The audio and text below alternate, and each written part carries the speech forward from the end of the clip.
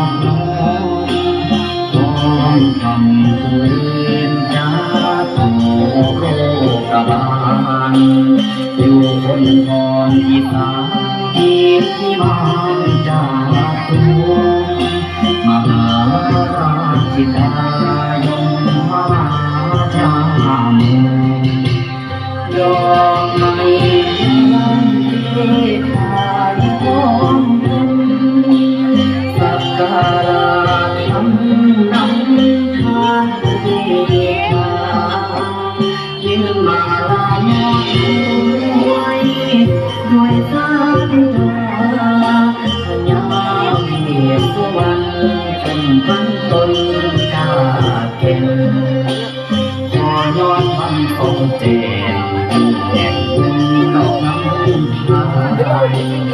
อยอดมันคงเจนไม่ถ่ายวิดีโอเลยหรอมันยังไม่ทำเพลงมันหมดดำดวงแบ่งเกษี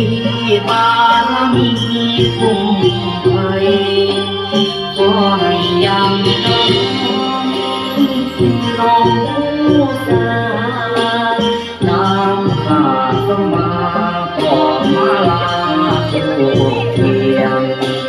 เรียนวงสวงทุกมือถือฤทธิ์ตาโหดีเรียนวงสวงทุกมือถือฤทธิ์ตาโหดีขอสรรพสิ่งข้านี้ล้วนมาเป็นสีอยู่สุขีน้องยังเห็นสมน้ำปุ่มเก่าเนื้อตาเพียงทนน้องกายวันดีพลามีน้ำมูซอยห่วงโคงคาในหน่อยใจคือคอยสาคาลา